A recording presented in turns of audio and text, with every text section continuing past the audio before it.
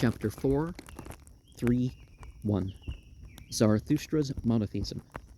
That his theology was mainly based on monotheism, one may easily ascertain from the Gathas, especially from the second. See page 155 to 166. We are on page 301.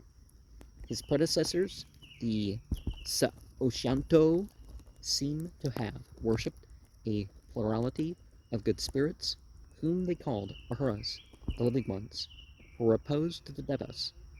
Spitima, not satisfied with this indistinct expression of the divine being, reduced this plurality to unity, making the gods as one seems to be a common accusation against the prophets.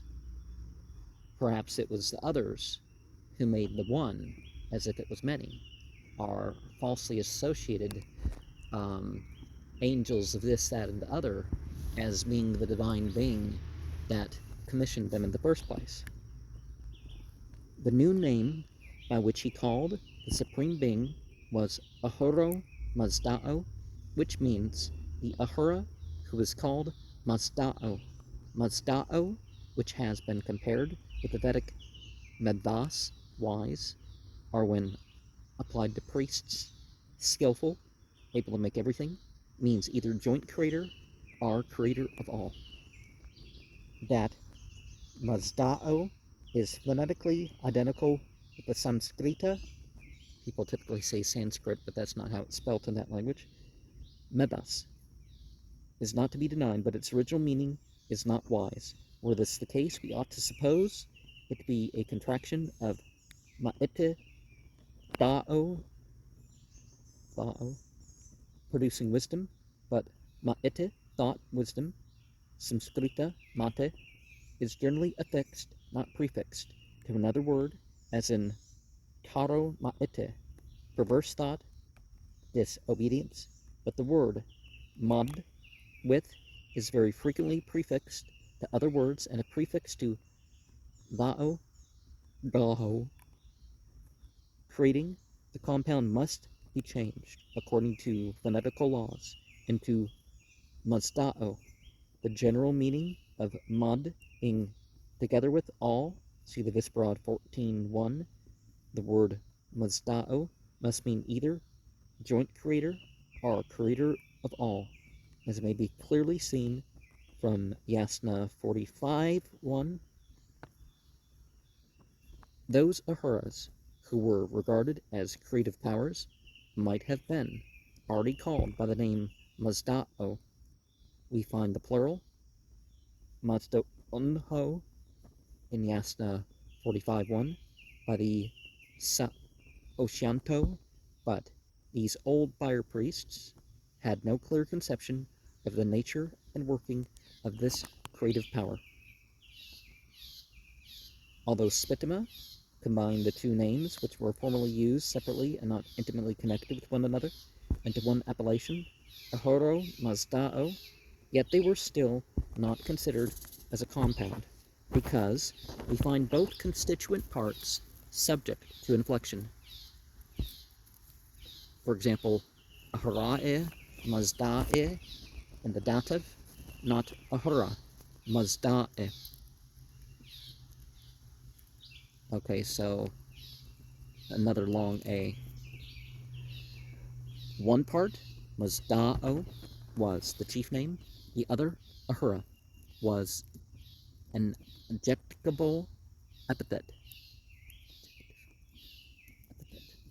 But in consequence of their being jointly employed to express the name of the Supreme Being, they were afterwards considered a compound, as we may distinctly see from the cuneiform inscriptions of the Achaemenian kings, where the Supreme Being is generally called Ahura Mazda, and only the latter part of the word is subject to inflection, except in a few instances where both words are inflected.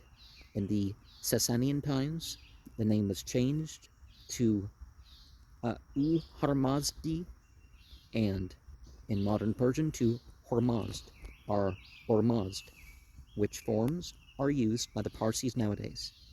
In the Gathas, we find the two words frequently separated and indiscriminately employed to express the name God, as no difference of meaning is attached to either.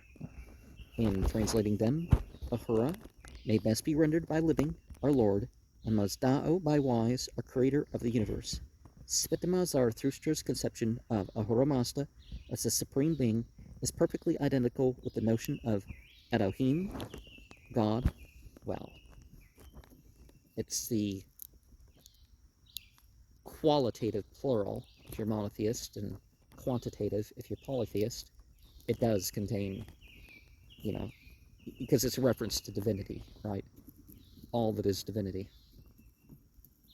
The divine qualities, are Jehovah, Yahweh, which we find in the books of the Old Testament, well, Tanakh, really, because the Old Testament's a rearranging and some misleading edges of translation and interpolation, but Ahura Mazda is called by him the creator of the earthly and spiritual life, the Lord of the whole universe, into whose hands are all the creatures. He is the light and source of light. He is the wisdom and intellect. He is in possession of all good things, spiritual and worldly, such as the good mind, Uhu Mano, immortality, Emeritad, health, Ha'urvatad, the best truth, Asha Vahishta, devotion and piety, Arba'ete, and abundance of every earthly good. Kshatra Va'irya, especially Yasna 47:1. See page 167, we are on page 302. All these gifts he grants to the righteous man who is upright in thoughts, words, and deeds. As the ruler of the whole universe, he not only rewards the good, but he is a punisher of the wicked at the same time. See Yasna 43:5. All that is created, good or evil, fortunate or misfortune, is his work. Yasna 48:4. Page 167. We're in page 303. And 51:6. Page 169. We're again in page 303. A separate evil spirit of equal power with Ahura Mazda and always opposed him is entirely foreign to Zarathustra's theology, though the existence of such an opinion among the ancient Zoroastrians can be gathered from some of the latter writings, such as the Vendidad. I don't think, per se, until we get to Zurbanism, that the idea that it was basically like an evil god could be had, but it wasn't as clear that Engra Ma'inyu was such a being that had no independent power, but chose to do evil and ignorance with it and to direct evil and ignorance.